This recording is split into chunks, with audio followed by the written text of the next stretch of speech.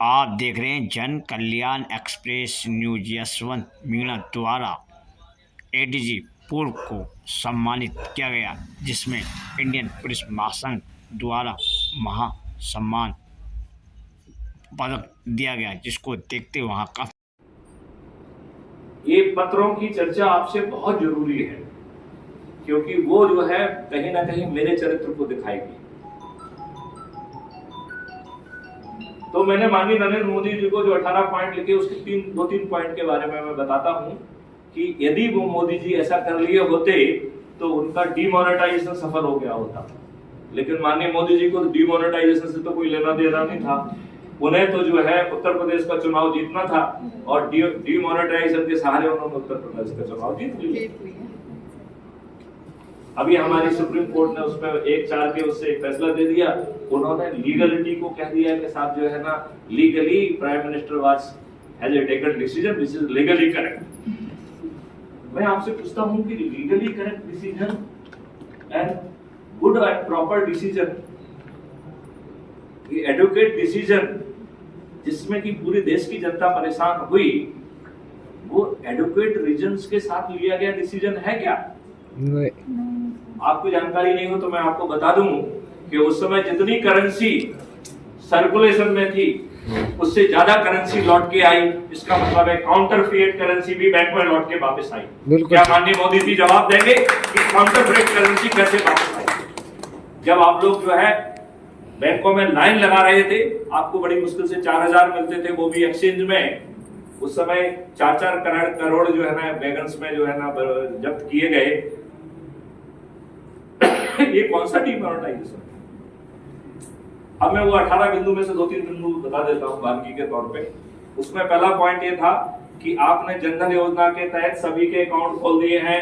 जितने अकाउंट रह गए हैं, घर घर में जैसे आप जनगणना कराते हैं, अधिकारियों को भेजिए, घर में उनके अकाउंट खोल दिए। पहला पॉइंट।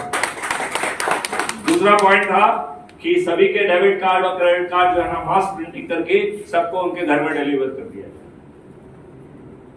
तीसरा पॉइंट था कि मास में जो है ना पीओएस मशीन बांट दी जाए तो हमें करेंसी की आवश्यकता ही कम हो जाएगी और शायद हमें 4000 की भी जरूरत नहीं पड़ेगी। और जमा करने के लिए तो लाइन लगाने की जरूरत नहीं है, क्योंकि जिसके पास 100 करोड़ हो, 500 करोड़ हो, जमा कर दीजिए। यदि आप एक बार में जमा नहीं कर पाएंगे, दूसरी बार में जमा करना पड़ेंगे, तो आपको लिखित में कारण बताना पड़ेगा कि आप पहले आपने किन कारणों के कारण से जमा नहीं किया, राइट? और हम उसको रख लेंगे। जब हम आपके केस को थतोलेंगे तब आपसे पूछ लेंगे कि भाई साहब इतना सही लिखा, गलत लिखा, क्यों भी लिखा। $1 $1 के बराबर होता है। तो $18,000 की जो है ना शराब पीते थे।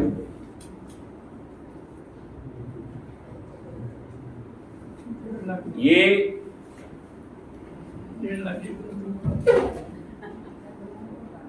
यदि आप में से किसी को भ्रम हो कि उनके पिताजी बहुत धनी थे तो उनके पैसे से पीते थे, तो मैं आपको बता दूं कि यह शराब जो है जवाहरलाल नेहरू अपने पिता मोतीलाल नेहरू के पैसे से नहीं पीते थे, यह अंग्रेजों के पैसे से पीते। तो आपने ये तो बहुत सारे लोगों ने सुना होगा कि उनके कपड़े विदेश में धुले जाते थे। कितने लोगों ने सुना है? क्यों भाई साहब, आपके कपड़ों में ऐसे क्या चीज लगी हुई थी जो भारतीयों को मालूम पड़ जाती तो आपका जो है ना कोई राज खुल जाता है? या पेरिस में, यहाँ पे भारत में कोई कपड़े धोने लायक व्यक्ति भी नहीं था। इस देश में जिसमें कि लोगों को कई भुखमरियों का सामना करना पड़ा, आपको मालूम है कि कितने लोगों को मालूम है कि इंडियन एजुकेशन एक्ट लाने के पहले लॉर्ड माउंटबेटन और लॉर्ड माउंटबेटन के बॉस विलियम एडम भारत में आए थे और उन्होंने 3 साल तक भारत के गुरुकुल सिस्टम का अध्ययन किया था। ये जानकारी कितने लोगों को है? और उन्होंने जो है 1780 पेज का एक डॉक्यूमेंट ब्रिटिश पार्लियामेंट में पेश किया था, जिसमें लगभग 3 या 4 दिन बहस चली थी। ये फरवरी 1800। लेकिन काला धन, ये तो सब जुल्मे थे। डीमोनेटाइजेशन का केवल एक ही उद्देश्य था, उत्तर प्रदेश का चुनाव जीतना, जो मोदी जी ने जीत लिया। 2017 में आप सब लोगों की जानकारी में आप उसी प्रदेश में खड़े हुए हैं। बिल्कुल बिल्कुल मकसद पूरा हो गया। तो क्या हमारे देश के राजनेता इन छोटे मकसदों के लिए जीते हैं? यहीं पे बैठे हुए एक मिशन के अध्यक्ष ने मुझसे पूछा कि सर, माननीय नरेंद्र मोदी जी कहते हैं कि मैंने चाय बेची। मैं तो उनके गृह नगर गया हूं, मैंने ये देखा है कि उस गृह नगर में पहले रेलवे स्टेशन ही नहीं थी, आज रेलवे स्टेशन हो गई है, वहां 4 ट्रेनें रुकती हैं और केवल 4 ट्रेनें रुकती है और वहां एक चाय की गुमटी भी है। तो माननीय नरेंद्र मोदी जी ने कब से कब तक चाय बेची और कहां बेची? तो क्या माननीय नरेंद्र मोदी चाय का श्रृंगार जो किए हैं वो भी उनकी राजनीतिक कूट रचना है क्या देश का प्रधानमंत्री क्या इतनी राजनीतिक कूट रचना के बारे में इतनी गहराई से सोचता है?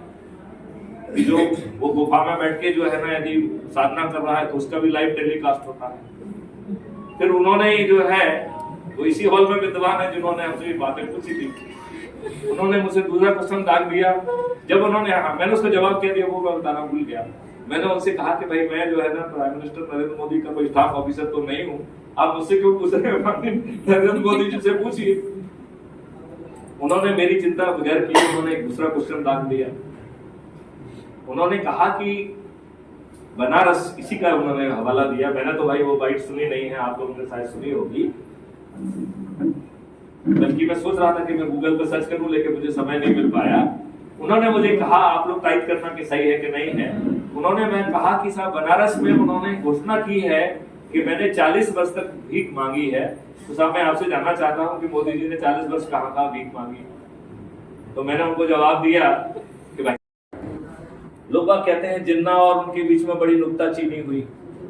कितने लोगों को मालूम है कि इस जो है एग्रीमेंट पे जब साइन हुए हैं, जिन्ना और जवाहरलाल नेहरू एक स्थान पर ही नहीं थे। जब 2 व्यक्ति एक स्थान पर ही नहीं थे तो उनमें जद्दोजहद कैसे हो सकती है? मतलब कितना बड़ा ड्रामा इस देश के साथ किया गया।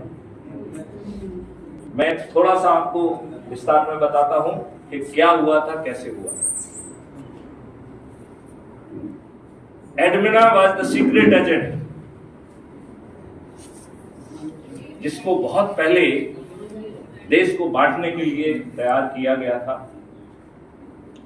जब जवाहरलाल नेहरू और जिन्ना दोनों विद्यार्थी थे, इनको बहुत महंगी दारू की लत लगाई गई, जिसकी एक बोतल उस समय 18,000 रुपए की आती थी।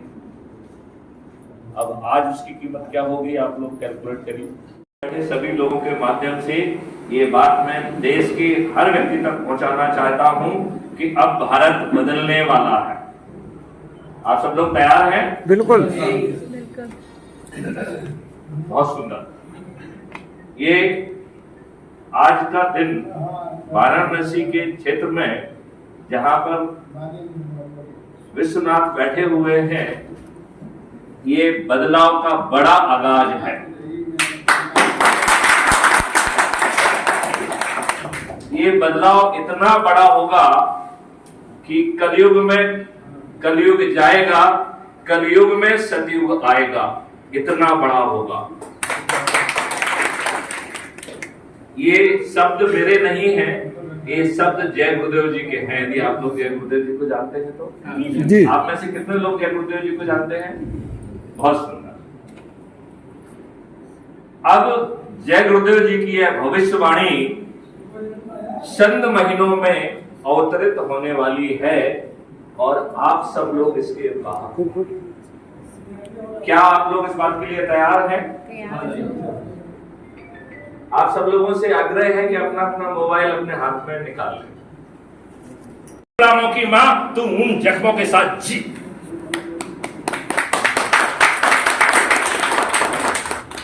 क्राइम फ्री भारत ये घोषणा करता है कि भारत माता के चेहरे पर जितने जख्म हैं वो सब जख्म जो है खत्म कर दिए जाएंगे। वो संस्कृति के उत्कृष्ट नमूने ओरिजिनल श्रृंगार से भी ज्यादा सुंदर होंगे।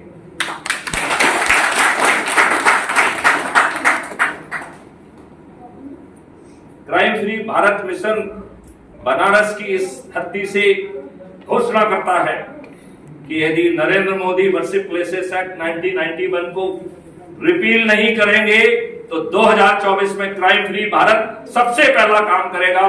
क्राइम फ्री जो वर्शिप प्लेसेस एक्ट है उसको जो है रिपील कर दिया जाएगा और इतने सारे कमीशन बना दिए जाएंगे। यदि 4000 जगहों पर ऐसा हुआ है तो 4000 कमीशन होंगे जो उसके ना केवल जो है ना उसकी गहराई में जाएंगे बल्कि उसका श्रृंगार क्या था, श्रृंगार के डिटेल्स क्या थे और जो श्रृंगार उस समय था, मैं इस बात की घोषणा करता हूं कि उससे ज्यादा सुंदर श्रृंगार में सभी जगहों को फिर से जो है ना पैदा किया जाएगा।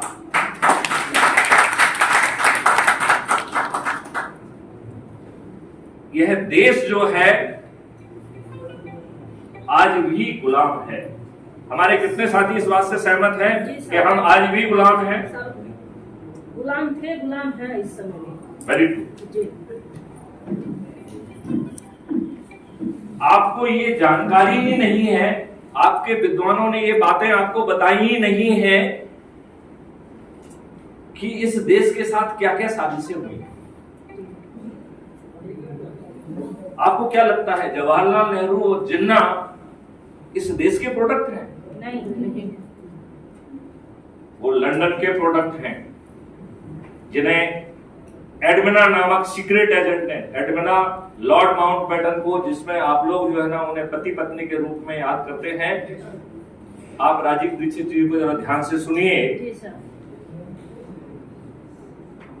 एडमिना लॉर्ड माउंटबेटन की पत्नी नहीं थी, she was a secret agent. कितने लोगों के को इस जानकारी की जानकारी है? वाह।